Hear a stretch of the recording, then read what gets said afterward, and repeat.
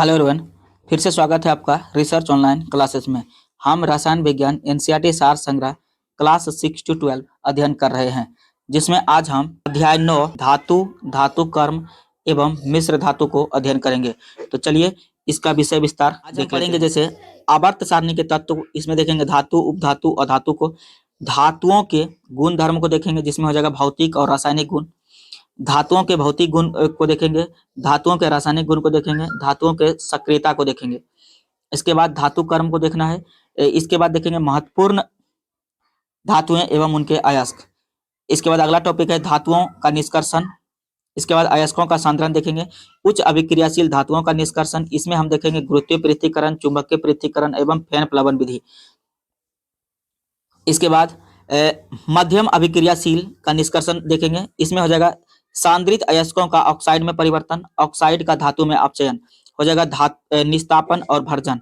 इसके बाद निम्नलिखित अभिक्रियाशील धातुओं का निष्कर्षण देखेंगे, धातुओं का शोधन देखेंगे, महत्वपूर्ण धातुएं एवं उनके यौगिक देखेंगे, मिश्र धातु को देखेंगे, सामान्य मिश्र धातु को देखेंगे। इतने सारे टॉपिक को आज हम कवर करेंगे। तो चलिए स्टार्ट करते हैं। आवर्त सारणी में वर्गीकृत सभी तत्वों यानी इस सभी तत्वों को यानी कि 118 तत्वों को उनके रासायनिक गुणधर्मों के आधार पर 3 वर्गों में, यानी कि जितने भी आवर्त सारणी में तत्व हैं पीरियोडिक टेबल में कितने हैं 118 तत्व है, उनको सभी 3 वर्गों में विभाजित किया गया है। तो उनके क्या क्या हो जाएंगे, धातुएं हो जाएंगे, उपधातुएं और अधातुएं, यानी कि मेटल और मेटेलॉइड और क्या हो जाएगा नॉन मेटल हो जाएंगे, नॉन मेटल्स। अब 118 तत्व वाली आवर्त सारणी में लगभग क्या है 94 तत्व क्या है धातुएं हैं। यद्यपि कुछ तत्वों के धातु, अधातु एवं उपधातु के रूप में वर्गीकृत करने पर वैज्ञानिकों में क्या है मतभेद है, यानी कि कुछ को मानना है कि यानी कि धातु नहीं होगा, ये अधातु नहीं होगा, मतलब इसमें वैज्ञानिकों में क्या है मतभेद है। धातुओं के समझते हैं। धातुएं सामान्य ताप पर क्या होता है अपवाद, जैसे हो जाएगा पारा, चमकदार, आघात वर्धनीय, लोचशील तथा उष्मीय एवं विद्युत की क्या होती है सुचालक होती है। अच्छा, अपवाद में हो जाएगा ये पारा, क्योंकि ये जो गुण होता है ये पारा गुण नहीं मानता, ये अपवाद में है, जबकि ये पारा भी क्या है धातु है। धातुओं के गुणधर्म को समझते हैं। धातुएं अन्य तत्वों की तुलना में कुछ विशिष्ट गुण प्रदर्शित करती है, जिन्हें मुख्यतः 2 वर्गों में विभाजित किया जा सकता है, भौतिक गुण एवं रासायनिक गुण। धातुओं के भौतिक गुण को समझते हैं। सामान्य ताप पर ठोस अवस्था पारे के अतिरिक्त शेष सभी धातुएं सामान्य ताप यानी कि 25 डिग्री सेल्सियस पर क्या होता है ठोस अवस्था में पाई जाती है। गैलियम निम्न ताप पर ठोस अवस्था में पाई जाती है, परंतु सामान्य ताप से कुछ उच्च यानी कि लगभग 29.76 डिग्री सेल्सियस पर यह क्या हो जाता है द्रव अवस्था में चल जाता है। कौन? गैलियम। यानी कि जब 25 डिग्री सेल्सियस रहेगा पारा को छोड़ के सभी क्या रहेंगे ठोस अवस्था में रहेंगे। इसका दूसरा गुण हो जाएगा क्या चमक, क्योंकि इसमें चमक पाया जाएगा। जैसे हम सब पहला देखे इसका सामान्य गुण क्या देखे दूसरा हम सब देखेंगे चमक। इसमें क्या होगा चमक होगा, शुद्ध रूप में धातुओं की सतह चमकदार होती है, इनमें प्रकाश को प्रतिबिंबित करने का गुण होता है। कठोरता को समझते हैं। सामान्यतः धातुएं कठोर होती है, परंतु उनकी कठोरता का स्तर भिन्न भिन्न होती है। जैसे लोहा हो जाएगा, निकेल हो जाएगा, कोबाल्ट हो जाएगा आदि अत्यंत कठोर धातुएं हैं, जबकि सोडियम एवं पोटेशियम अत्यंत मुलायम होते हैं, जिन्हें चाकू से भी क्या कर सकते हैं काटा जा सकता है। ये याद रखना है, सोडियम और पोटेशियम ये मुलायम होते हैं दोनों। आघात वर्धीयता का भी गुण पाया जाता है, यानी कि धातुओं पर आघात यानी कि हथौड़े अथवा मशीनों से करके उनकी क्या कर सकते हैं पतली चादरें बनाई जा सकती है। अधिक लोचशील होने के कारण इन चादरों को लपेटा जा सकता है। इसे ही कहते हैं क्या आघात वर्धीयता, यानी कि इसे हम पीट के लंबा करके पसार सकते हैं। तन्यता का गुण क्या होता है? तन्यता का अर्थ है कि धातुओं को पतले तारों के रूप में भी खींचा जा सकता है। प्रत्येक धातु की तन्यता अलग अलग होती है। जैसे 1 ग्राम चांदी से, ऐसा उदाहरण समझ लेते हैं हम सब, जैसे 1 ग्राम चांदी से 2 किलोमीटर लंबी तार बनाया जा सकता है, यानी कि बहुत ज्यादा इसमें क्या होता है तन्यता का गुण है। और 1 ग्राम सोने से क्या होता है 3 किलोमीटर लंबा तार बनाया सकता है, यानी कि चांदी से भी ज्यादा तन्यता का गुण रखता है इसमें सोना में। समझते हैं ऊष्मा एवं विद्युत की चालकता। इसमें क्या होगा धातुएं क्या होता है ऊष्मा एवं विद्युत की चालक होती है, और चांदी तथा तांबा सर्वाधिक चालक धातुएं हैं, परंतु सीसा तथा पारा इसके अपवाद हैं, और जो ऊष्मा के क्या है कुचालक है। अगला है उच्च गलनांक। इसमें देखते हैं उच्च गलनांक। जैसे धातुओं के गलनांक एवं क्वथनांक सामान्यतः उच्च होते हैं, जैसे लोहा हो गया, कोबाल्ट हो गया, निकेल हो गया आदि। टंगस्टन का गलनांक सर्वोच्च होता है, यानी कि ये सब तो है, इस सब का भी गलनांक यानी कि बहुत हाई टेम्परेचर पे ये क्या होता है, गलता है। इस सबसे ज्यादा हो जाता है इसमें टंगस्टन का। परंतु अधिकांश क्षारीय धातुओं के गलनांक एवं क्वथनांक निम्न होते हैं, जैसे रूबिडियम हो गया, फ्रांसियम हो जाएगा, सीजियम, इसका गलनांक क्या होता है, बहुत ही कम होता है।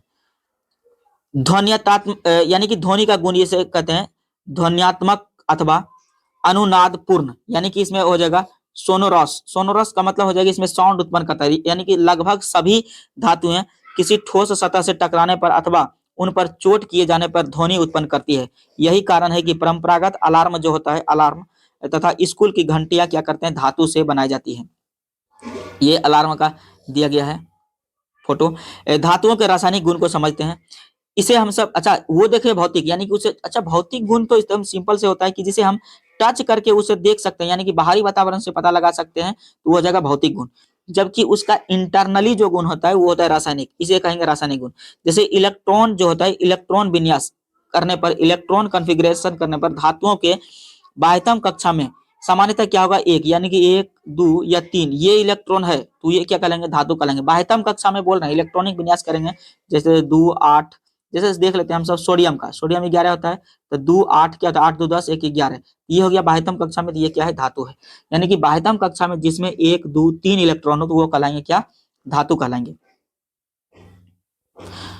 अर्थात इसका अष्टक पूर्ण होता, अष्टक क्या होता है, अपूर्ण होता है, ये याद रखना है। यही कारण है कि धातुएं क्या होता है, अन्य तत्वों की अपेक्षा अधिक क्रियाशील होती है, यानी कि ये अष्टक इसका अपूर्ण होने के कारण, अपूर्ण है पूर्ण नहीं, इसके कारण ये क्या होता है, क्रियाशील होते हैं। दूसरा रासायनिक गुण इसका समझते हैं, इलेक्ट्रॉन त्याग करने की प्रवृत्ति, यानी कि सामान्यतः धातुओं में इलेक्ट्रॉन त्याग करके ये क्या हो जाता है, धनायन। जो इलेक्ट्रॉन का त्याग करते हैं वो हो जाते हैं धनायन, यानी कि देने वाला जो होगा वो कहलाएगा कौन, धनायन, और जो रिसीव कर लेगा उसे कहेंगे ऋणायन। यानी कि धातुओं में ये गुण होता है क्या, धनायन का गुण होता है। अब अगला है निम्न विद्युत ऋणात्मकता, ये समझते हैं। धातुओं की विद्युत ऋणात्मकता क्या होती है, निम्न होती है, अर्थात धातुओं में अधातुओं के साथ संयोग बंधन बनाने के दौरान साझा किए गए इलेक्ट्रॉन अपनी ओर आकर्षित करने की क्षमता क्या होती है, छिन्न प्रवृत्ति की होती है, यानी कि ये अपनी ओर क्या करता है, इलेक्ट्रॉन को खींचता नहीं, जबकि ये क्या करता है, इलेक्ट्रॉन को दान कर देता है।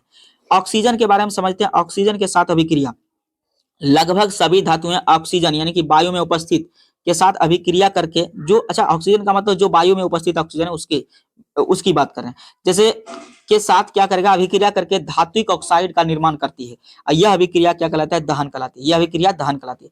जैसे सोडियम धातु हो जाएगा, ऑक्सीजन से अभिक्रिया करके क्या बनाएगा, धात्विक ऑक्साइड का निर्माण करेगा, जिसमें हो जाएगा सोडियम ऑक्साइड। सोडियम एवं पोटेशियम अत्यंत क्या होता है, अक्रियाशील धातुएं हैं, ये सामान्य ताप पर वायु में उपस्थित ऑक्सीजन के साथ अभिक्रिया करके जलने लगती है, इसीलिए इन धातुओं को कहाँ डुबा के रखते हैं, मिट्टी तेल में, मिट्टी तेल में से डुबो कर क्या करता है, रखा जाता है। ये बहुत ही इंपॉर्टेंट क्वेश्चन बन जाता है, सोडियम और पोटेशियम क्या होता है, बहुत ही क्या होता है, हाई रिएक्टिव एलिमेंट्स हैं, ठीक है। तो समझ लेते हैं हम सब, धातु हैं मेटल। धात्विक ऑक्साइड सामान्यतः क्या होता है, क्षारीय प्रकृति के होते हैं। जो धातु ऑक्साइड जल में विलय होते हैं वे जल के साथ अभिक्रिया करके क्षार का निर्माण करते हैं। जैसे सोडियम ऑक्साइड जो होगा जल के साथ अभिक्रिया करके सोडियम हाइड्रोक्साइड यानी कि क्षार का निर्माण करेंगे। मैग्नीज के बारे में समझते हैं। मैग्नीज सामान्य ताप पर ऑक्सीजन से क्रिया नहीं करती, परंतु गर्म करने पर यह तेज प्रकाश एवं अधिक ऊष्मा के साथ जलती है तथा मैग्नीज ऑक्साइड यानी कि MnO का निर्माण करती है। लोह अधातु समझते हैं। Fe शुष्क वायु में गर्म करने पर भी नहीं जलती, परंतु आर्द्र वायु में लंबे समय तक रखने पर क्या होता है, ऑक्सीकृत होकर क्या बना लेते हैं, जंग यानी कि रस्ट का निर्माण कर लेते हैं। जैसे लोहा को छोड़ दें, ऑक्सीजन की उपस्थिति में ऑक्सीजन रहेगा क्योंकि वातावरण में ऑक्सीजन है और कुछ कुछ नमी होते हैं, जल या भी रहते हैं, तो ये क्या बना लेगा, आयरन ऑक्साइड, जिसे हम जंग कहते हैं। ये रासायनिक नाम है आयरन ऑक्साइड। ये रासायनिक सूत्र हो जाएगा Fe3O4.H2O। ये इसका निर्माण कर लेगा। आयरन ऑक्साइड को वायु में गर्म करने पर यह ज्वाला के साथ जलता है और टेरिफेरिक टेट्रा ऑक्साइड यानी कि FeO4 का निर्माण करते हैं। जैसे इसको यदि लोहा को यदि ऑक्सीजन की उपस्थिति में यदि गर्म करें तो ये क्या बना लेगा, टेट्रा यानी कि टेरिफेरिक टेट्रा ऑक्साइड का निर्माण कर लेंगे। तो चलिए समझते हैं तांबा के बारे में।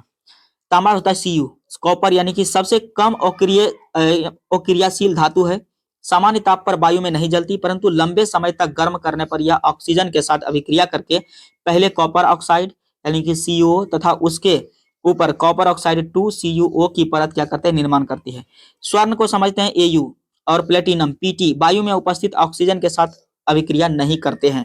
जल के साथ अभिक्रिया, धातुएं जल के साथ अभिक्रिया करके धातु ऑक्साइड तथा हाइड्रोजन गैस का निर्माण करती है। सभी धातुएं जल के साथ अभिक्रिया नहीं करती, परंतु क्षारीय धातुएं जल के साथ तीव्रता से अभिक्रिया करती है। जल समझते हैं यानी कि धातु और जल, धातु हाइड्रोक्साइड प्लस हाइड्रोजन गैस, इसके बारे में समझते हैं। सोडियम एवं पोटेशियम की जल से अभिक्रिया, ये दोनों धातुएं शीतल जल के साथ अभिक्रिया करके संगत धातुओं के हाइड्रोक्साइड का निर्माण करती है तथा अत्यधिक ऊष्मीय ऊर्जा के साथ हाइड्रोजन गैस मुक्त करती है। यह हो जाएगा सोडियम Na2H2O, इसे बना लेगा NaOH यानी कि सोडियम हाइड्रोक्साइड H2 गैस मतलब निकलेगा, और क्या होगा, इससे बहुत सारा ऊष्मा भी निकलेगा। पोटेशियम को यदि जल के साथ अभिक्रिया कराया जाए तो ये हो जाएगा पोटेशियम क्या बना लेगा, ऑक्साइड हाइड्रोक्साइड बना लेगा और इसमें हाइड्रोजन गैस निकलेगा, इसके बाद कुछ ऊष्मा भी निकलेगा। मैग्नीशियम एवं जल, मैग्नीशियम धातु जो होगा Mg सामान्य एवं शीतल जल के साथ अभिक्रिया नहीं करती, परंतु यह गर्म जल के साथ अभिक्रिया करके मैग्नीशियम हाइड्रोक्साइड एवं हाइड्रोजन गैस उत्पन्न करती है। एल्यूमिनियम के बारे में समझते हैं। आयरन एवं जिंक के की जल के साथ अभिक्रिया, ये तीनों ही धातुएं क्या होता है, जल से नहीं बल्कि जलवाष्प के साथ अभिक्रिया करती है और धातु ऑक्साइड और हाइड्रोजन गैस का निर्माण करती है। जैसे एल्यूमिनियम हो जाएगा, Fe हो जाएगा, जिंक हो जाएगा। ये क्या हो जाएगा, जल के साथ अभिक्रिया करके क्या बना लेगा, धातु के ऑक्साइड बनाएंगे यानी कि एल्यूमिनियम ऑक्साइड बना लेगा, आयरन ऑक्साइड बना लेगा, इसके बाद क्या, जिंक ऑक्साइड और हाइड्रोजन गैस क्या करेंगे, ये मुक्त करेंगे। लेड के बारे में समझते हैं। लेड हो जाएगा, सिल्वर हो जाएगा। लेड का अच्छा ये संकेत याद रखना, लेड का Pb, सिल्वर का होता है Ag, गोल्ड का होता है Au, कॉपर का होता है Cu आदि धातुएं जो होता है जल के साथ अभिक्रिया नहीं करती है। अम्लों के साथ अभिक्रिया समझते हैं। अम्लों के साथ सामान्य धातुएं तनु अम्लों के साथ अभिक्रिया करती है और संगत धातुओं के लवण तथा हाइड्रोजन गैस क्या करती है, मुक्त करती है। धातु प्लस अम्ल में समझते हैं। धातु प्लस अम्ल के साथ यदि रासायनिक अभिक्रिया किया जाए तो धातुओं के लवण और हाइड्रोजन गैस मुक्त होगा। अच्छा, ये तीर का मतलब ऊपर है कि गैस का निर्माण होगा। सोडियम धातु तनु हाइड्रोक्लोरिक अम्ल और HCl के साथ क्रिया करके सोडियम क्लोराइड NaCl तथा हाइड्रोजन गैस का निर्माण करती है। पोटेशियम धातु जो है, पोटेशियम तनु सल्फ्यूरिक अम्ल H2SO4 के साथ क्रिया करके पोटेशियम सल्फेट K2SO4 एवं हाइड्रोजन गैस का निर्माण करती है। धातुएं नाइट्रिक अम्ल HNO3 के साथ अभिक्रिया करके हाइड्रोजन गैस उत्पन्न नहीं करती, क्योंकि नाइट्रिक अम्ल एक प्रबल ऑक्सीकारक है जो अभिक्रिया में उत्पन्न H2 को ऑक्सीकृत करके जल H2 में परिवर्तित कर देता है और स्वयं अपचयित होकर नाइट्रोजन के किसी ऑक्साइड N2O, NO अथवा NO2 में परिवर्तित हो जाता है। तांबा के बारे में समझते हैं। तांबा Cu, चांदी हो जाएगा Ag, स्वर्ण हो जाएगा Au और आर्द्र धातुएं कहा जाता है, क्योंकि ये जल एवं तनु अम्लों से अभिक्रिया नहीं करती है। 7वां पॉइंट है अन्य धातु लवणों के विलयन के साथ अभिक्रिया। जब कोई अधिक अभिक्रियाशील धातु अपेक्षाकृत कम अभिक्रियाशील धातु के विलयन के साथ अभिक्रिया करती है तो वह विलयन में उपस्थित धातु को क्या करता है, प्रतिस्थापित कर देता है। जो कम क्रियाशील रहेगा उसे क्या करेगा, जैसे ये लोहा जो धातु है यानी कि कॉपर सल्फेट के विलयन में यदि डालें तो ये क्या करेगा, फेरस सल्फेट का निर्माण करेगा, यानी कि ये क्या करता है, Cu कॉपर को क्या करेगा, विस्थापित कर देता है, कॉपर धातु को अलग कर देता है। आगे समझते हैं। लौह धातु और तांबे कॉपर की तुलना में अधिक क्या है, क्रियाशील, यानी कि जो लौह धातु है ना, तांबे की तुलना में क्या है, अधिक क्रियाशील है, क्योंकि कॉपर को यह क्या कर रहा है, विस्थापित कर दे रहा है। अच्छा, ये सब हम सब पढ़े हैं विस्थापन अभिक्रिया में। एकल विस्थापन इसे कहते हैं। एगो को यदि साइड कर दिया तो एकल विस्थापन कि आगे यानी कि प्लेलिस्ट में सारा वीडियो है तो आप उसमें भी देख सकते हैं, यानी कि शुरू से यानी चैप्टर 1 से इसमें क्या किया है, टॉपिक वाइज वीडियो बनाया गया है, आप प्लेलिस्ट में जाके देख सकते हैं। तो चलिए, धातु यानी कि कॉपर धातु हो जाएगा सिल्वर नाइट्रेट लवणीय विलयन, इसमें कॉपर नाइट्रेट हो जाएगा सिल्वर धातु। इसमें क्या होता है, कॉपर धातु जो होता है सिल्वर नाइट्रेट के साथ अभिक्रिया करता है ना, तो ये इसमें क्या करता है, कॉपर नाइट्रेट अलग होता है और ये जो चांदी होता है ये इसको क्या कर दिया, सिल्वर को अलग कर दिया। क्यों? क्योंकि तांबा जो होता है चांदी के तुलना में क्रियाशील ज्यादा है, इसलिए चांदी को क्या कर दिया, ये अलग कर दिया। आगे समझते हैं धातु एवं अधातुओं की अभिक्रिया। इलेक्ट्रॉन त्याग करने की प्रवृत्ति के कारण लगभग सभी धातुएं विद्युत धनात्मक होती है तथा इलेक्ट्रॉन ग्रहण करने की प्रवृत्ति के कारण लगभग सभी अधातुएं विद्युत ऋणात्मक होती है। इसीलिए धातुएं एवं अधातुएं परस्पर अभिक्रिया करके आयनिक यौगिकों का निर्माण करते हैं। ये हो जाएगा सोडियम क्लोरीन हो जाएगा Na+Cl-। अच्छा, सोडियम और क्लोरीन को अभिक्रिया करा देंगे तो क्या बनेगा? सोडियम क्लोराइड का निर्माण करेगा। मैग्नीशियम और क्लोरीन को करेंगे तो मैग्नीशियम क्लोराइड का निर्माण करेगा। चलिए समझते हैं धातुओं की सक्रियता श्रेणी। सभी धातुएं कुछ निश्चित एवं भौतिक गुण प्रदर्शित करती है, परंतु विभिन्न अभिकारकों के साथ उनकी अभिक्रियाशीलता में भिन्नता पाई जाती है। क्षार एवं क्षारीय मृदा धातुएं ये जगह अभिकारकों के साथ अत्यधिक तीव्र से अभिक्रिया करती है, परंतु सोना, चांदी, प्लेटिनम आदि धातुएं सबसे कम अभिक्रियाशील होती है। सर्वाधिक अभिक्रियाशील धातु से न्यूनतम अभिक्रियाशील धातु तक सभी धातुओं का अवरोही क्रम में व्यवस्थित एवं क्रमबद्ध निरूपण धातुओं की सक्रियता श्रेणी कहलाती है। अर्थात इस श्रेणी में सर्वाधिक अभिक्रियाशील धातु और धातु जो होगा सबसे ऊपर तथा सबसे कम अभिक्रियाशील धातु सबसे नीचे स्थित होता है। तो यहाँ दिया गया है, जैसे धातुओं की सक्रियता श्रेणी को देखेंगे, इसमें धातु देखेंगे, इसका चिन्ह देखेंगे और अभिक्रियाशीलता को देखेंगे।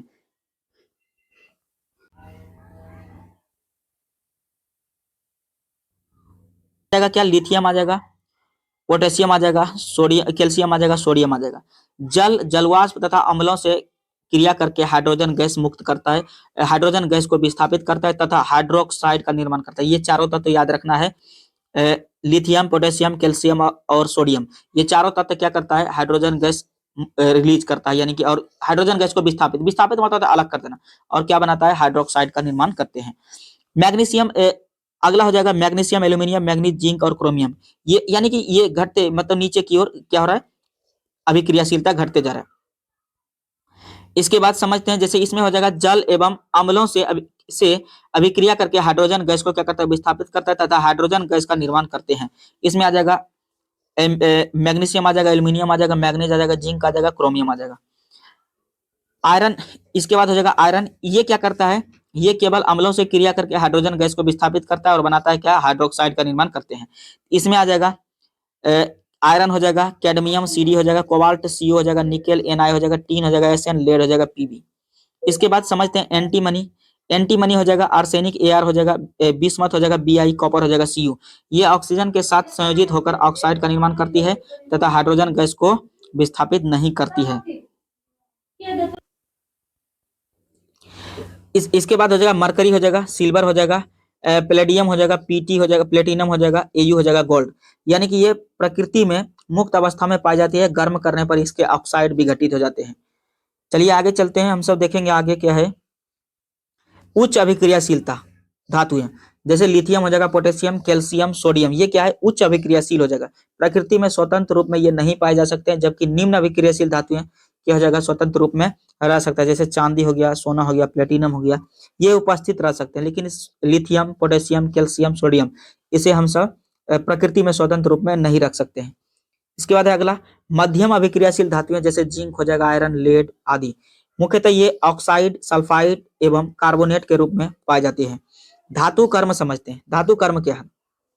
कोई भी धातु प्रकृति में शुद्ध रूप में नहीं पाई जाती। प्रकृति में उपस्थित धात्विक खनिजों यानी कि अयस्क से विभिन्न प्रक्रियाओं द्वारा शुद्ध धातु का निष्कर्षण किया जाता है। यानी कि धातु को अयस्क से बाहर निकलना ही क्या कहलाता है? धातु कर्म कहलाता है।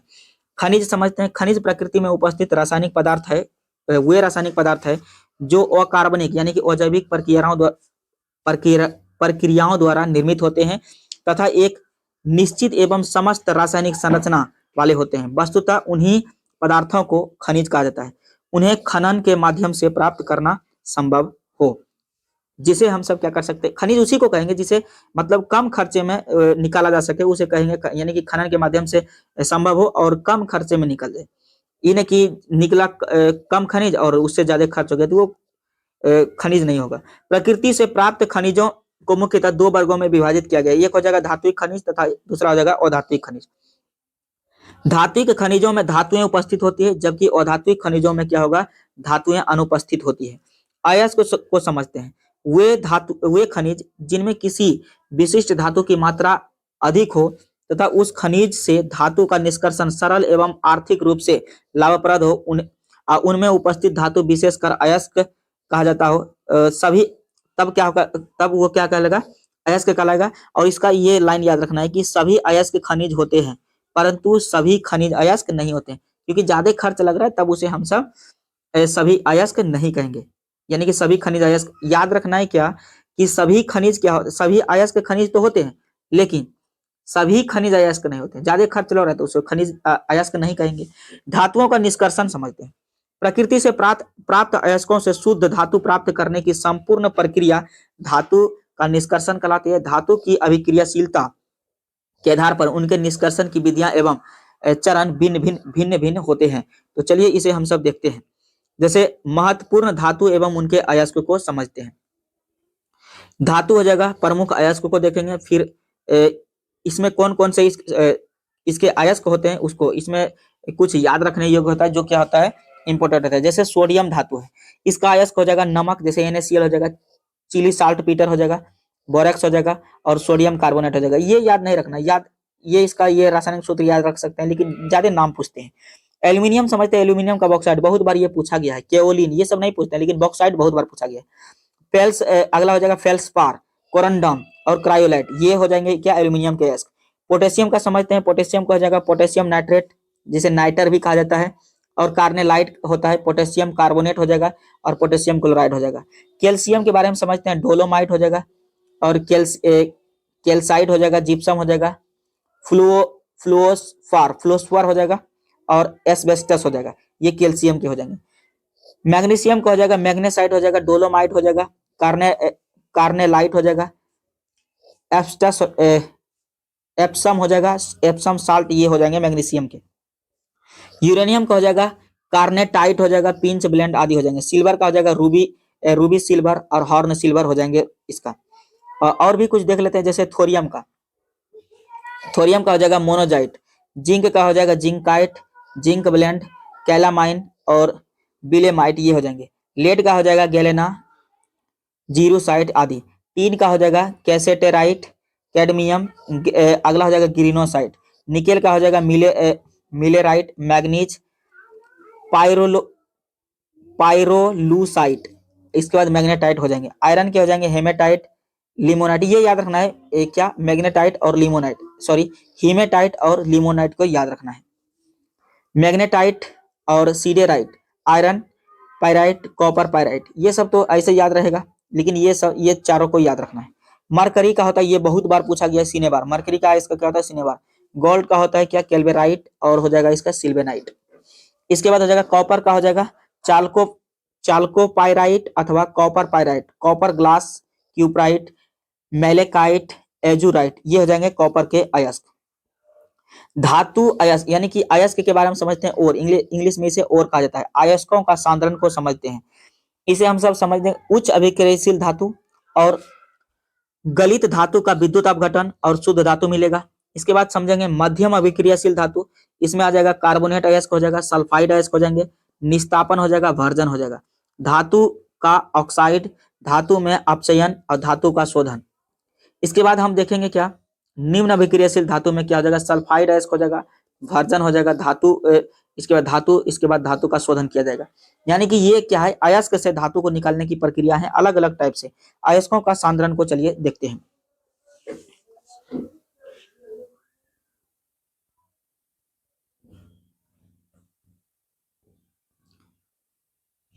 अयस्कों का सांद्रण हो जाएगा, खनन के माध्यम से प्राप्त अयस्कों में अनेक अशुद्धियां जैसे मिट्टी, बालू, कंकड़, सिलिकेट्स आदि विद्यमान होते हैं। इन्हें गैंग कहा जाता है। अयस्कों के सांद्रण की प्रक्रिया को अयस्क का समृद्धिकरण भी कहा जाता है। इस प्रक्रिया के अंतर्गत अयस्कों में उपस्थित अशुद्धियों को दूर किया जाता है। अयस्कों का सांद्रण निम्नलिखित विधियों से किया जाता है। जैसे अच्छा, ये अयस्क से जो हो जाएगा ना, इसको बहुत तरह से इससे क्या करेंगे, अयस्कों का सांद्रण किया जाएगा। बहुत सारा इसका विधि, जैसे पहला विधि है गुरुत्वीय पृथक्करण विधि, अथवा इसे द्रव्य धावन भी कहा जाता है। इसमें हो जाएगा अयस्कों के सांद्रण की यह विधि धातु अयस्क तथा गैंग कणों के विशिष्ट गुरुत्व बलों पर उपस्थित होता है। यह सामान्यतः क्या करता है, सामान्यतः धातु अयस्क उनमें उपस्थित गैंग कणों से भारी होते हैं। जब अयस्क चूर्ण को जल की धारा में प्रवाहित किया जाता है तो हल्के गैंग कण जल के साथ बह जाते हैं तथा भारी अयस्क कण नीचे रह जाते हैं। यह विधि मुख्यतः ऑक्साइड एवं कार्बोनेट अयस्कों के सांद्रण के लिए प्रयोग की जाती है। चुंबकीय पृथक्करण को समझते हैं। यदि अयस्क कणों अथवा गैंग कणों में से कोई एक चुंबकीय गुण वाला है तो अयस्कों के सांद्रण के लिए चुंबकीय पृथक्करण विधि का प्रयोग किया जाता है।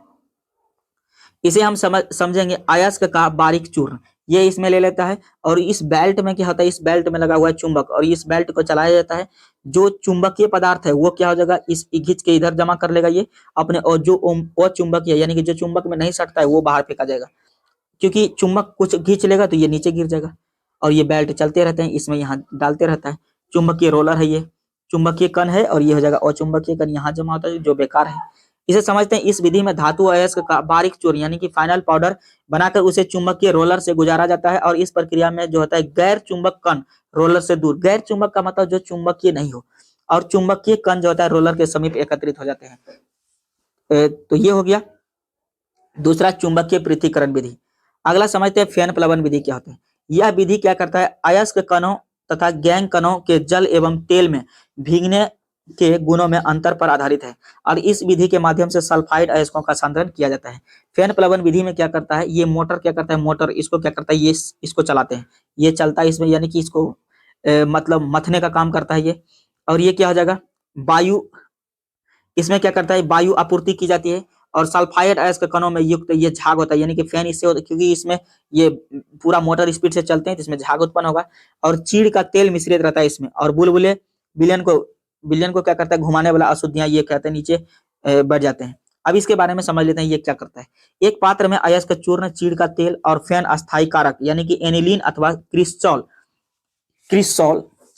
तथा जल मिलाकर वायु प्रवाहित की जाती है और इस प्रक्रिया में अयस्क जो होता है कण तेल में भीगकर झाग के रूप में जल के ऊपर एकत्रित हो जाते हैं तथा गैंग जो कण होता है, गैंग कण जल में क्या होता है, भीग कर पात्र में नीचे रह जाता है। इसी विधि से इसको अलग करते हैं, इसलिए इसको क्या कहते हैं, फैन प्लवन विधि।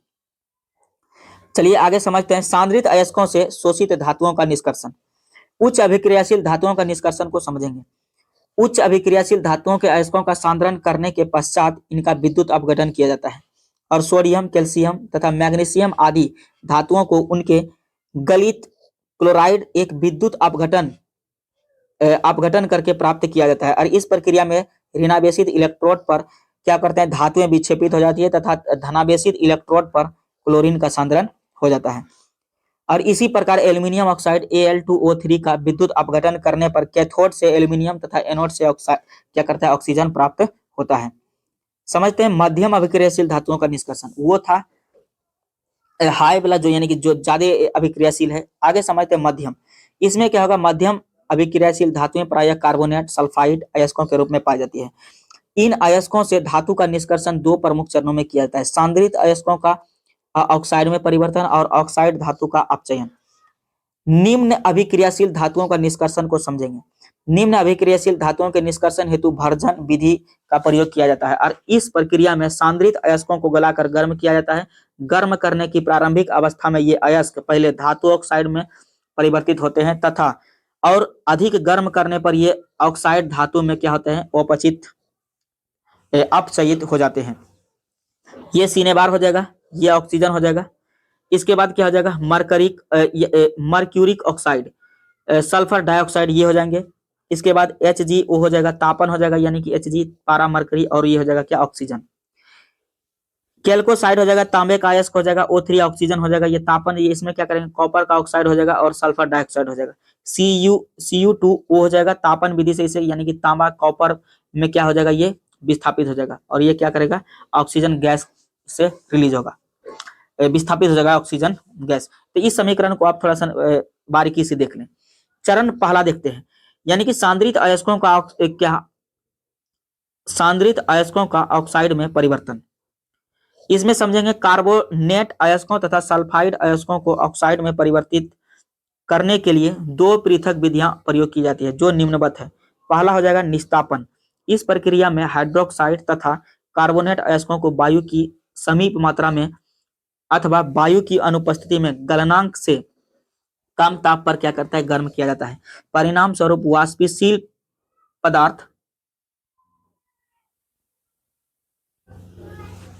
पदार्थ अयस्क से पृथक हो जाते हैं तथा धातु ऑक्साइड शेष रह जाते हैं।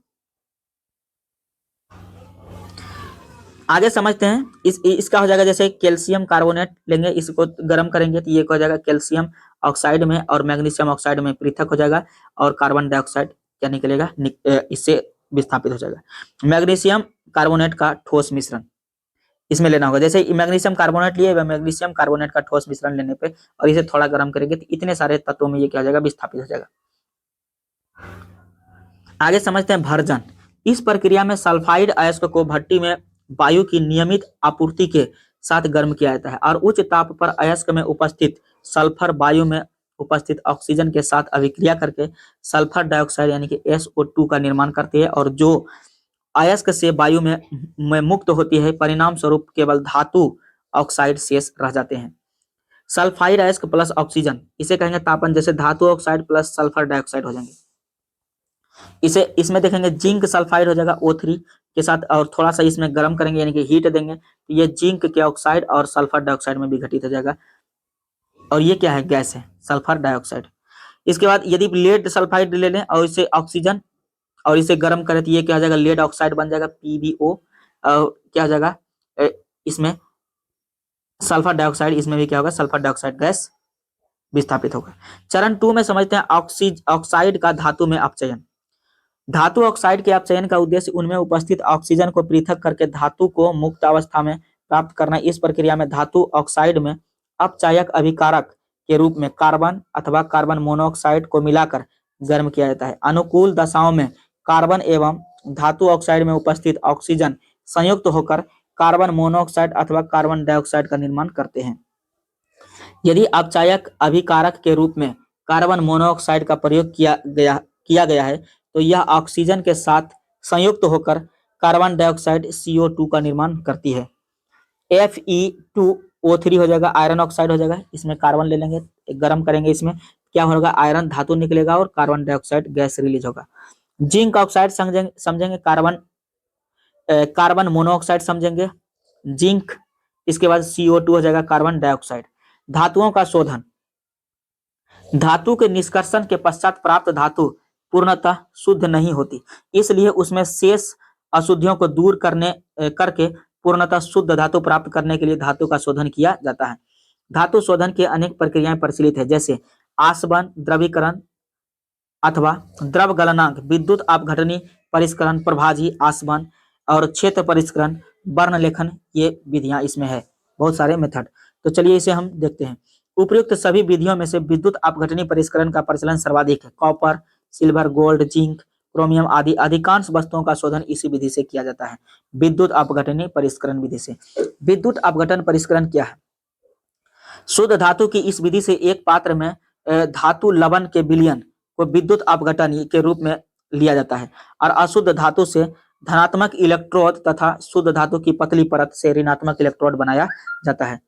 विद्युत अपघटन में विद्युत धारा प्रवाहित करने पर एनोड की अशुद्धियां क्या ऑक्सीकरण के कारण विलयन में घुल जाती है तथा शुद्ध धातु कैथोड पर निक्षेपित हो जाती है। एनोड की विलय अशुद्धियां विद्युत अपघटय में घुल जाती है तथा अविलय अशुद्धियां एनोड के नीचे एनोड पंख के रूप में एकत्रित हो जाते हैं। जैसे यहाँ लेते हैं विद्युत अपघटन में शोधन, ये बैटरी यानी कि इसमें विद्युत का फ्लो किया जा रहा है और ये शुद्ध कॉपर एनोड के रूप में है और इसमें शुद्ध कॉपर जो होगा कैथोड के रूप में कॉपर सल्फेट, और ये क्या है, कॉपर सल्फेट के विलयन है। इसमें विद्युत धारा प्रवाहित करें तो ये अशुद्धियां एक जगह जमा हो जाएगा और इसमें क्या हो जाएगा, कॉपर सल्फेट के विलयन के साथ शुद्ध कॉपर क्या हो जाएगा, प्राप्त हो जाएगा। इसमें आगे समझते हैं आसवन विधि। आसवन विधि, इस विधि का प्रयोग क्या होता है, वाष्पशील अशुद्धियां जैसे जिंक हो जाएगा, पारा हो जाएगा, कैडमियम, CD आदि को पृथक करने के लिए करते हैं और इस विधि से प्राप्त धातु वाष्प को एकत्र करके ठंडा कर लेते हैं और इस प्रकार हमें शुद्ध धातु प्राप्त हो जाता है। यानी कि इसमें क्या करता है, ये भट्टी है, इसे क्या करते हैं, अशुद्ध धातु इसे गर्म करेंगे तो इससे होकर बाहर निकलेगा और यहाँ क्या हो जाएगा, जमा होते जाएगा और इसे हम सब क्या करेंगे, नीचे से पानी दिया जा रहा है क्योंकि ठंडा हो जाएगा और शुद्ध धातु इसमें प्राप्त हो जाएगा। चलिए आगे समझते हैं द्रवण विधि। अशुद्धियों की तुलना में निम्न गलनांक वाली धातुओं जैसे हो जाएगा जिंक, सीसा, टीन आदि का शोधन इस विधि द्वारा किया जाता है, द्रवण विधि द्वारा। और इस विधि में अशुद्ध धातुओं को एक ढालनुमा भट्टी पर रखकर गर्म करते हैं, जिससे धातु पिघलकर नीचे की ओर चलती जाती है तथा अशुद्धियां क्या जाती है, पीछे रह जाती है। मतलब धातु आगे बढ़ते जाता है और अशुद्धियां पीछे होता है। ये हो जाएगा भट्टी। ये भट्टी है, इसे टेम्परेचर दिया रह जाए, इसमें अयस्क को रखा गया है और ये ढालनुमा बनाया गया ताकि क्या हो जाए, अशुद्धियां पीछे ही रह जाए और जो शुद्ध धातु है यहाँ आके जमा हो जाएगी। इसे मतलब इसको कुछ भी बोल सकते हैं, जमा करने वाला इसको बोल सकते हैं। और ये पृथक अशुद्धियां हो जाएगा और ये धातु क्या हो जाएगा, इससे बाहर होकर यहाँ जमा हो जाएगा। ये हो जाएगा द्रवण विधि। धातुओं से संबंधित कुछ महत्वपूर्ण तथ्यों को देखते हैं। जल से हल्का होने के कारण सोडियम क्या करता है, जल में तैरने लगता है। सोडियम अत्यधिक क्या होता है, अभिक्रियाशील होने के कारण प्रकृति में स्वतंत्र अवस्था में नहीं रह सकता है, इसीलिए इसे केरोसिन तेल में डुबाकर रखा जाता है। लिथियम सबसे हल्का धातु तथा ऑस्मियम सबसे क्या है, भारी धातु है। आतिशबाजी में जो होता है, बेरियम की उपस्थिति के कारण हरा रंग तथा स्ट्रोमसियम की उपस्थिति के कारण गहरा लाल रंग उत्पन्न होता है। बारूद समझते हैं गंध, चारकोल अच्छा ये गंध हो जाएगा, इसमें 75%, चारकोल हो जाएगा 15%, पोटेशियम नाइट्रेट हो जाएगा, साल्ट पीटर का सम्मिश्रण होता है। टांका समझते हैं टीन हो जाएगा तथा सीसा की मिश्र धातु है। अत्यधिक गलनांक वाली धातुओं का परिष्करण धातु अपघटनी विधि द्वारा किया जाता है। भू प्रॉपर्टी में सर्वाधिक मात्रा में पाए जाने वाला तत्व हो जाएगा क्रमशः ऑक्सीजन हो जाएगा, सिलिकॉन हो जाएगा, एल्यूमिनियम हो जाएगा, आयरन हो जाएगा, कैल्शियम हो जाएगा, सोडियम हो जाएगा, मैग्नीशियम हो जाएगा, टाइटेनियम हो जाएगा और हाइड्रोजन हो जाएगा। इसके बाद समझते हैं हम सब महत्वपूर्ण धातु एवं उसके यौगिक। जैसे धातु ले लेंगे, इसके बाद यौगिक देखेंगे और इसका उपयोग को भी हम सब देखेंगे। तो चलिए पहला धातु ले लेते हैं, सोडियम।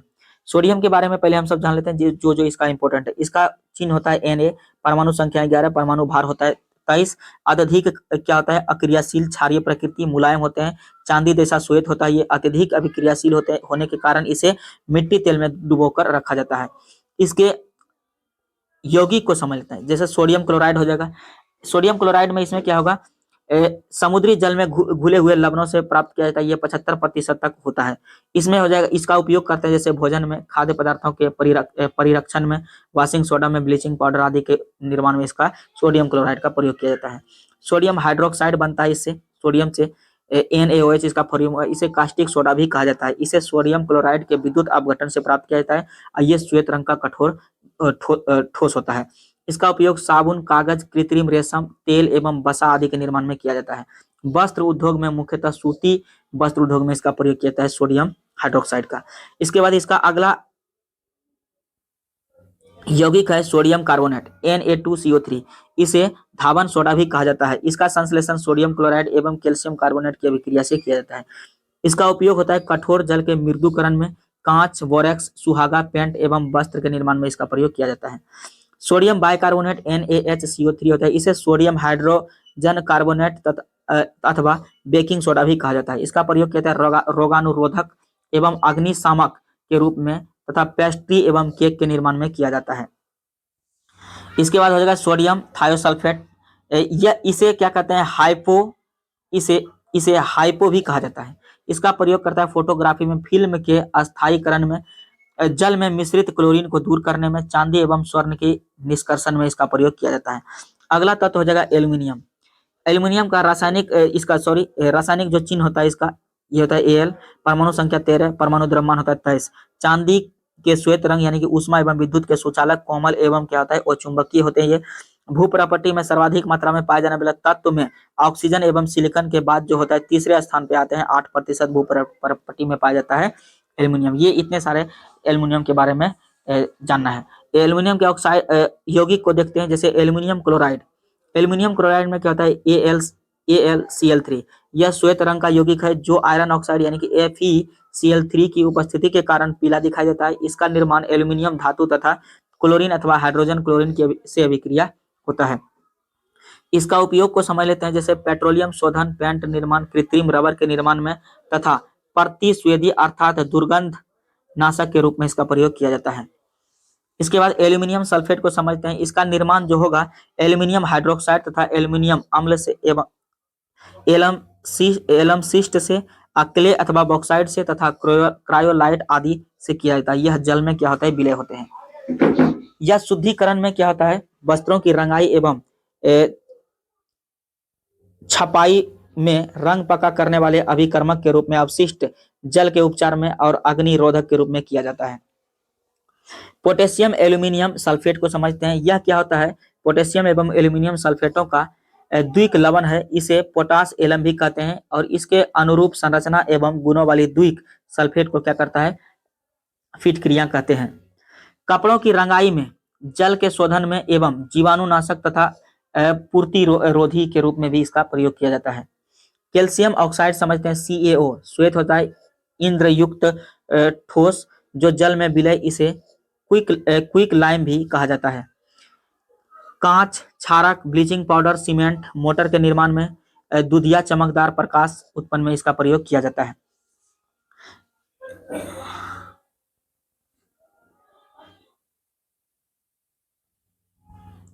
तो ये था कैल्शियम के ऑक्साइड, देख लिए दो इसमें यौगिक को देख लिए। तो कैल्शियम के बारे में चलिए हम जान लेते हैं। कैल्शियम के बारे में समझेंगे। कैल्शियम का होता है Ca, परमाणु संख्या 20 होता है, परमाणु द्रव्यमान 40 होता है, उच्च अभिक्रियाशील, क्षारीय, मृदु धातु, भू प्रॉपर्टी में 5वीं सर्वाधिक मात्रा में पाए जाने वाला तत्व है। चांदी के समान श्वेत एवं चमकीला, परंतु क्या होते हैं? मुलायम होते हैं ये।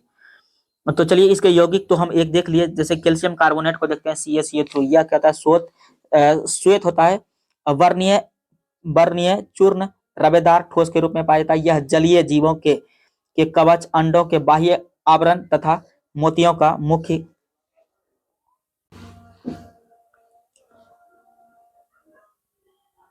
संघटक है। इसका उपयोग करते हैं सीमेंट, उच्च गुणवत्ता के कागज के निर्माण में, भवन निर्माण में, संगमरमर के रूप में, लोह के निष्कर्षण में इसका प्रयोग किया जाता है। ब्लीचिंग पाउडर को समझते हैं। इसका रासायनिक नाम है कैल्शियम ऑक्सीक्लोराइड, जिसे हम calcium chloro hypochloro chlorinated lime, chlorine युक्त चूना पत्थर अथवा क्लोरीन पाउडर भी इसे कहा जाता है। ये जल के शोधन में और विसंक्रमक एवं कीटाणुनाशक के रूप में तथा वस्त्र, कागज एवं जूट उद्योग में इसका प्रयोग किया जाता है। इसमें हम समझते हैं आगे।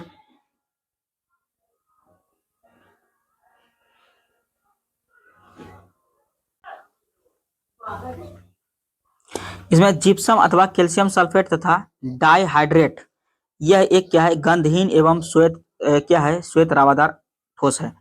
इसमें हो जाएगा कंक्रीट बॉक्साइड के समान जिप्सम बनाने में, उर्वरक, plaster of Paris, ammonium sulphate, food cream, shampoo आदि के निर्माण में किया जाता है। ये था इसके बारे में हम सब देख लिए कैल्शियम के बारे में, इतने सारे। अगला है, अच्छा कैल्शियम के बारे में और है प्लास्टर ऑफ पेरिस जो हो जाएगा, इसका ये सूत्र याद रखना, ये कभी कभी पूछते हैं। CaSO4 हाफ H2O होता है। इसका रासायनिक नाम एवं कैल्शियम सल्फेट हेमीहाइड्रेट है। यह एक बारीक क्या है? पिसा हुआ श्वेत चूर्ण है जो जल ग्रहण क्या करता है? जल ग्रहण करके क्या करता है? कठोर एवं ठोस बन जाता है, ये प्लास्टर ऑफ पेरिस। इसका उपयोग करते हैं घरों में, छतों आदि के सतह को चिकना बनाने में। जैसे पुट्टी जो करता है वही होता है प्लास्टर ऑफ पेरिस। खिलौनों आदि मूर्तियों के बनाने में, मूर्ति बनाने में भी इसका प्रयोग किया जाता है। टूटी हुई हड्डियों को जोड़ने में किया जाता है, प्लास्टर चढ़ाने में तथा दंत चिकित्सा में भी इसका प्रयोग किया जाता है, प्लास्टर ऑफ पेरिस का। तो चलिए इसके आगे समझते हैं। अगला हो जाएगा, अगला तत्व धातु है क्या? मैग्नीशियम। मैग्नीशियम के बारे में पहले हम सब जान लेते हैं। रासायनिक चिन्ह Mg हो जाएगा, परमाणु संख्या 12 है, परमाणु द्रव्यमान 24 हो जाएगा। ये चमकदार भूरे रंग की धातु है, भू प्रॉपर्टी में सातवां सर्वाधिक मात्रा में पाई जाने वाला तत्व है। अत्यधिक अभिक्रियाशील होने के कारण यह प्रकृति में स्वतंत्र अवस्था में नहीं पाई जाती है। चलिए आगे समझते हैं मैग्नीशियम सल्फेट का इसका जो हो जाएगा यौगिक। इसका यौगिक है पहला मैग्नीशियम सल्फेट MgSO4। यह सामान्य क्या होता है? एप्सोमाइट यानी कि एप्सम लवण के रूप में पाया जाता है। यह जल में क्या होता है? अति विलय है, यानी कि जली हुई त्वचा के उपचार में नहाने, लवणों में, मृदा में सल्फर एवं मैग्नीशियम की मात्रा बढ़ाने में, शराब निर्माण में और ब्रूइंग साल्ट के रूप में किया जाता है। अगला हो जाएगा मैग्नीशियम क्लोराइड। यह क्या? मैग्नीशियम क्लोराइड यह विभिन्न हाइड्रेट्स के रूप में पाया जाता है। यह क्या होता है? जल में अति विलय है। धूल नियंत्रण, मृदा स्थिरीकरण तथा वायु द्वारा क्षरण के निर्माण में इसका प्रयोग होता है। कम तापमान वाले स्थानों पर सड़कों पर बर्फ जमने से रोकने के लिए इसका प्रयोग किया जाता है। प्रति अम्ल के रूप में अम्लीय जल के उदासीनीकरण में, रूसी के उपचार में इसका प्रयोग किया जाता है। इसके बाद अगला इसका यौगिक हो जाएगा कॉपर सल्फेट। इसे क्यूप्रिक सल्फेट भी कहा जाता है, यानी कि पेंटाहाइड्रेट कॉपर सल्फेट को नीला थोथा अथवा नीला कशिश भी कहा जाता है। इसे कॉपर सल्फेट को नीला थोथा, नीला कशिश। इसका कवकनाशी कीटाणुनाशक नाशी के रूप में, विद्युत लेपन में और विद्युत सेलों तथा अशुद्ध कॉपर में इसका प्रयोग किया जाता है।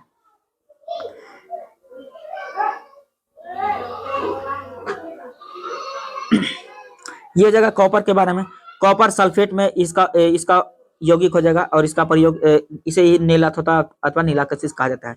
इसका उपयोग भी हम सब देख लिए। इसके देख लेते हैं कॉपर के बारे में। ये कॉपर के यौगिक है। इसमें हो जाएगा रासायनिक चिन्ह हो जाएगा Cu, परमाणु संख्या हो जाएगा परमाणु संख्या 29 हो जाएगा, परमाणु द्रव्यमान हो जाएगा 63.54, ये होगा मुलायम होगा, आघात वर्धीय एवं तन्य धातु है जो ऊष्मा एवं विद्युत की सुचालक है और मध्यम अभिक्रियाशील होने के कारण यह प्रकृति में मुक्त एवं संयुक्त दोनों अवस्थाओं में पाया जाता है। दूसरा इसका हो जाएगा यौगिक क्या हो जाएगा, क्यूप्रिक नाइट्रेट, यानी कि Cu NO3 हो जाएगा। यह नीले रंग का रवेदार ठोस है जो कॉपर कार्बोनेट एवं नाइट्रिक अम्ल की अभिक्रिया से प्राप्त किया जाता है। इसका उपयोग करते हैं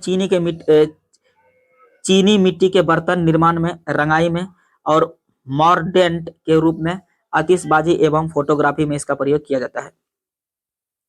अगला है मैग्नीज। मैग्नीज में समझते हैं Mn होता है इसका, मैग्नीज का होता है चिन्ह होता है Mn, परमाणु संख्या होता है 25, द्रव्यमान होता है 55 और उच्च अभिक्रियाशील धातु है जो प्रायः खनिजों के में लोहे के साथ संयुक्त रूप से प्राप्त होती है। यह क्या होता है, मटमैला, चमकदार एवं भंगुर होती है। पोटेशियम परमैंगनेट, यह गहरे गुलाबी एवं बैंगनी रंग का क्रिस्टलीय ठोस है जो जल में घुलकर लाल रंग का विलयन बनाता है, इसलिए इसे लाल दवा भी कहा जाता है। इसका उपयोग समझते हैं त्वचा संबंधी रोगों के उपचार में, दूषित जल के उपचार में, आग जलाने की कीट में और रेडॉक्स अनुमापन में, प्रयोगशाला में क्लोरीन के निर्माण में प्रयोग किया जाता है। आगे समझते हैं आयरन के बारे में। आयरन में क्या होता है, आयरन का परमाणु संख्या इसका होता है संकेत होता है इसका ये Fe, परमाणु संख्या 26 होता है, परमाणु द्रव्यमान होता है 56। यह क्या होता है, यह एक कठोर धात्विक चमक से युक्त भूरे रंग की धातु है और यह क्या होता है, अनुचुंबकीय पदार्थ है अर्थात चुंबक द्वारा आकर्षित होती है। वर्तमान विश्व में यह सर्वाधिक उपयोग की जाने वाली धातु है कौन, लोहा। तो लोहा के ऑक्साइड को चलिए हम सब देखते हैं। आयरन ऑक्साइड हो जाएगा FeO या तो इसी को Fe2O4 कहा जाता है। Fe को फेरम ऑक्साइड या तो Fe2O3 को फेरिक ऑक्साइड कहते हैं। यह क्या होता है, फेरिक ऑक्साइड सामान्य ताप पर लाल भूरे रंग के चूर्ण के रूप में होता है। यह लोहे की जंग का प्रमुख क्या है, अवयव है। रंजक एवं क्या है, मॉर्डेंट, रंग योजक के रूप में और मैग्नेटाइट रिकॉर्डिंग टेप पर लेपन तथा पॉलिश के यौगिक के निर्माण में इसका उपयोग किया जाता है। इसका दूसरा यौगिक है फेरस सल्फेट, यानी कि FeSO4 7H2O हो जाएगा। ये सामान्य सूत्र है फेरस सल्फेट का। यह सामान्य ताप पर हल्के हरे रंग के रबे के रूप में होता है और यह जल में क्या होता है, विलय है। लोह युक्त औषधियों के निर्माण में, कृषि कीटनाशकों के निर्माण में, स्याही के निर्माण में इसका प्रयोग किया जाता है। किसका, फेरस सल्फेट का। समझते हैं पारा के बारे में। पारा में Hg होता है इसका परमाणु, ये रासायनिक चिन्ह हो जाएगा, परमाणु संख्या 80 हो जाएगा, परमाणु द्रव्यमान इसका होता है 200। यह चांदी के समान श्वेत वर्णीय धातु है जो सामान्य ताप पर द्रवावस्था में रहती है। इसे क्विक सिल्वर भी कहा जाता है। यह पारा जो है विश्व भर में सिनेबार अयस्क यानी कि मर्क्यूरिक सल्फाइड के रूप में पाया जाता है। इसका अयस्क हम सब पहले भी पढ़ चुके हैं। इसका अयस्क क्या है, सिनेबार है। पारा के यौगिक को चलिए देखते हैं। इसका होता है मर्क्यूरिक सल्फाइड यानी कि HgS। यह प्रकृति में सिनेबार के रूप में पाया जाता है। यह जल में लगभग क्या होता है, अघुलनशील है। यह दो क्रिस्टल रूपों में पाया जाता है, रेड सिनेबार जैसे HgS तथा ब्लैक यानी कि मेटा सिनेबार। ये हो जाएगा अल्फा HgS, ये हो जाएगा बीटा HgS, ये इसे बोलते हैं। इसका उपयोग जैसे बीटा HgS का प्रयोग जो होता है सिंदूर के रूप में तथा जल रंगों के निर्माण में किया जाता है।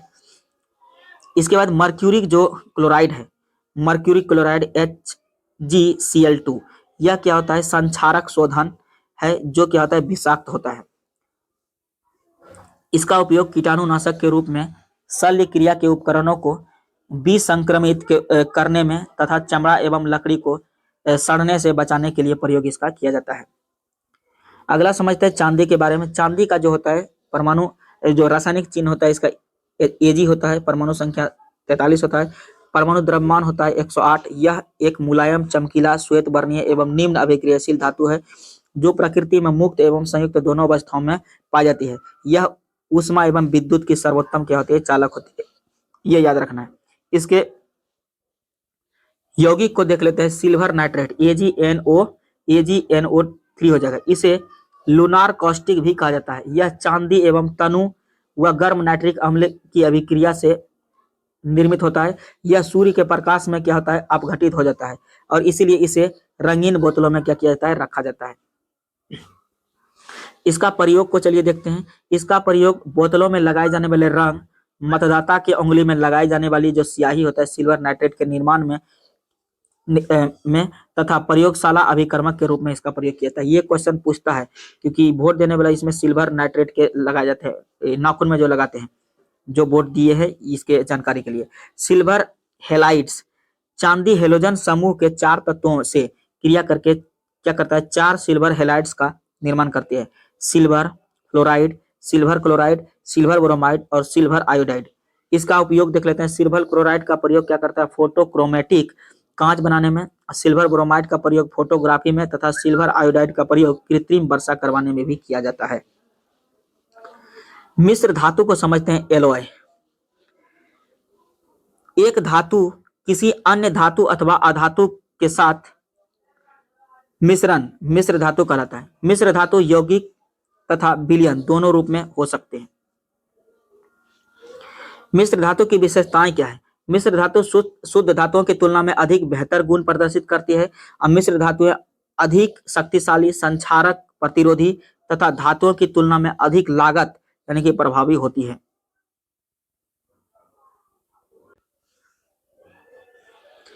तो चलिए कुछ सामान्य मिश्र धातुएं को देख लेते हैं। मिश्र धातु, इसके बाद इसके संघटक। संघटक मतलब जिससे वो मिश्र धातु बने हैं और इसका उपयोग को भी हम देखेंगे। यानी कि कांस्य समझते हैं। ब्रॉन्ज मानव द्वारा निर्मित प्रथम मिश्र धातु है क्या, कांस्य यानी कि ब्रॉन्ज। ये क्या किससे किससे मिलता है, तांबा और टीन से मिलकर बना होता है। इस प्रतिशत नहीं पूछता है, इसका याद रखना है। तांबा और टीन से मिलकर बने होते हैं क्या, कांस्य। इसका उपयोग करते हैं मूर्तियां, सिक्के, बर्तन के निर्माण में। अगला हो जाएगा पीतल। ये तांबा प्लस जिंक से मिलकर बना होता है। अगला हो जाएगा ये बैंड बाजा, घंटियां, बर्तन, मूर्तियां के निर्माण में प्रयोग किया जाता है। गन मेटल जो होता है, गन मेटल का प्रयोग किया जाता है। बनता है किससे, पहले देख लेते हैं। तांबा प्लस टीन तथा जिंक को यदि मिला दें तो क्या बनता है, गन मेटल। इसकी मूर्तियां, दानेदार गियर, दांतेदार जो गियर होता है, बटन आदि के निर्माण में इसका प्रयोग किया जाता है। टांका समझते हैं। टीन प्लस लेड मिला देंगे, टांका बन जाएगा। धातुओं को जोड़ने में इसका प्रयोग किया जाता है। बेल मेटल समझते हैं। इसमें तांबा रहेगा, टीन रहेगा। इसका प्रयोग घंटे, बर्तन एवं मूर्तियों के निर्माण में प्रयोग किया जाता है। रोड गोल्ड जो होता है, रोल्ड गोल्ड होता है, ये तांबा प्लस एल्युमिनियम को मिलाने से बनता है वो रोल्ड गोल्ड। सोने जैसे दिखने वाले आभूषण के निर्माण में इसका प्रयोग किया जाता है रोल्ड गोल्ड का। डच मेटल समझते हैं। डच मेटल क्या होता है, तांबा प्लस जस्ता को मिलाने से बनता है। यह धातु की पतली चादर, सोने जैसी पतली परत के निर्माण में इसका प्रयोग किया जाता है। अगला धब्बा रहित इस्पात यानी कि क्रोमियम प्लस निकेल प्लस साधारण इस्पात का प्रयोग घरेलू बर्तन, शल्य क्रिया के उपकरण और ब्लेड आदि के निर्माण में किया जाता है। अगला हो जाएगा क्रोम स्टील। क्रोमियम हो जाएगा, आयरन हो जाएगा, कार्बन हो जाएगा, मैग्नीज हो जाएगा। इसमें घरेलू बर्तन, शैल क्रिया के उपकरण, ब्लेड आदि के निर्माण में किया जाता है। मैग्नीशियम का प्रयोग किया जाता है। एल्यूमिनियम, मैग्नीशियम और ये जो बनता है मैग्नीशियम जो बनता है, एल्यूमिनियम रहता है, मैग्नीशियम रहता है और आयरन, इतने यानी कि तीन गो मिलाने से क्या बनता है, वो बनता है। धातु के दर्पण और वैज्ञानिक यंत्रों के निर्माण में इसका प्रयोग होते हैं। ड्यूरालुमिन जो होता है, aluminium plus manganese plus magnesium और प्लस कॉपर के मिलाने से बनता है। प्रेशर कुकर, वायुयान का ढांचा बनाने में इसका प्रयोग किया जाता है। जर्मन सिल्वर जो होता है, कॉपर रहता है, जिंक रहता है और निकेल रहता है। यानी कि हीटिंग वाइल्स में बर्तन, नल आदि के निर्माण में इसका प्रयोग होता है। अगला आता है क्रोम वेनेडियम स्टील। आयरन होगा, इसमें क्रोमियम होगा, मैग्नीज होगा, कार्बन होगा। ये हो जाएगा स्प्रिंग्स, पहियों की धुरी के निर्माण में इसका प्रयोग किया जाता है। टंगस्टन स्टील का प्रयोग यानी कि tungsten plus iron plus carbon के मिलाने से बनता है टंगस्टन स्टील। ये रॉकेट के नोजल तथा तीव्र गति से फटने वाले उपकरण बनाने में इसका प्रयोग किया जाता है। एल्यूमिनियम ब्रॉन्ज का प्रयोग बनता है किससे, कॉपर और प्लस एल्यूमिनियम से। इसमें हो जाएगा सिक्के, बर्तन, आभूषण एवं टेंट के निर्माण में इसका प्रयोग होता है। नाइक्रोम जो होता है, नाइक्रोम, ये nickel plus chromium plus iron के मिलने से बनता है नाइक्रोम। और इलेक्ट्रिक हीटर एवं इलेक्ट्रिक आयरन का तार बनाने में इसका प्रयोग किया जाता है। तो चलिए कुछ महत्वपूर्ण प्रश्न को भी हम देख लेते हैं। निम्नलिखित में से कौन सी धातु सर्वोत्तम होता है? प्लेटिनम हो जाएगा, सॉरी कठोरतम है, ये हो जाएगा प्लेटिनम। मोती मुख्य रूप से बना होता है किसका? कैल्शियम कार्बोनेट का। चूना पत्थर का रासायनिक नाम क्या होता है? Calcium carbonate. Plaster of Paris का रासायनिक रूप क्या है? Calcium sulphate hemihydrate. मोनाजाइट जो होता है किसका है? इसका है थोरियम का। निम्नलिखित में से कौन सा युग्म सही सुमेलित नहीं है? ये हो जाएगा कॉपर, यानी कि ये सिनेबार, ये सही सुमेलित नहीं है, जबकि ये सब क्या है? एल्यूमिनियम का बॉक्साइड हम सब पढ़े, जिंक का कैलामाइन होता है, आयरन का क्या होता है? हेमेटाइट। जबकि कॉपर का नहीं होता है, ये होता है सिनेबार। सिनेबार होता है किसका? पारा का, Hg का, यानी कि पारा का हो जाएगा। यानी कि सूची 1 को सूची 2 से सुमेलित कीजिए तथा नीचे, यानी कि इसको मिलान करना है। तो इसमें मिलान में क्या हो जाएगा? एबीसीडी दिया गया है, जैसे इसको मिलाना है। ए के साथ कौन सही है? यानी कि ए के साथ कौन हो जाएगा सही? 4 नंबर।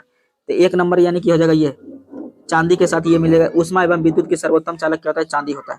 तो इसे यानी कि ऑप्शन 1 नंबर हो जाएगा। यानी कि अगला हो जाएगा दूसरा नंबर हो जाएगा सबसे अधिक मात्रा में पाए जाने वाले धातु कौन सा हो जाएगा? ये हो जाएगा 3 नंबर हो जाएगा एल्यूमिनियम। अगला हो जाएगा कौन? यानी कि तीसरा नंबर ये भी हो गया। सबसे अधिक चमकीला एवं पीट कर बढ़ाया जाने वाला जो होता है ये 1 नंबर हो जाएगा। कौन हो जाएगा? 80। तो ये हो जाएगा स्वर्ण, यानी कि इसे ही पीट के हमसे ज्यादा। और उष्मा का न्यूनतम संचालक क्या होता है? न्यूनतम सबसे कम, यानी कि 2 नंबर ये हो जाएगा, यानी कि शीशा। ये अपने से इसको क्या करना है? मिलाना, यानी कि 1 नंबर ऐसे ऐसे करके मिलेंगे। तो चलिए आगे समझते हैं। अगला सवाल क्या है? शुद्ध सोना कितने कैरेट का होता है? ये तो सब जानता है, 24 कैरेट का। निम्नलिखित में से किस एक में सिल्वर, यानी कि चांदी नहीं होता है? German silver. निम्नलिखित धातुओं में कौन सामान्य ताप पर द्रव अवस्था में होता है? पारा पाया जाता है। निम्न में से कौन जल के साथ बिल्कुल अभिक्रिया नहीं करता? ये हो जाएगा लेड। लोहा जिससे प्राप्त किया जाता है वह क्या है? हेमेटाइट है। निम्न में से किस पदार्थ की विद्युत चालकता सर्वाधिक है? चांदी की। एल्यूमिनियम बनाने के लिए कौन से मुख्य खनिज का प्रयोग किया जाता है? इसका बॉक्साइट का प्रयोग किया जाता है। अगला होता है जस्तेदार लोहे की चादरें जंग से सुरक्षित रहती है क्योंकि उनमें निम्नलिखित की परत क्या होती है? विद्यमान होते हैं। ये हो जाएगा यसद, यानी कि जिंक। टांका एक मिश्र धातु है टीन एवं शीशे का। स्टेनलेस स्टील बनाने के लिए स्टेनलेस स्टील बनाने के लिए होता है लोहे में क्या मिलाया जाता है? क्रोमियम और निकेल मिलाया जाता है। चिली साल्ट पीटर का रासायनिक नाम क्या होता है? Sodium nitrate. तो इतना ही होगा। अगले वीडियो में हम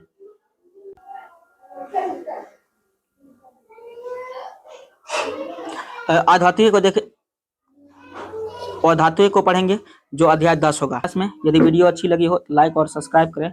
जय हिंद।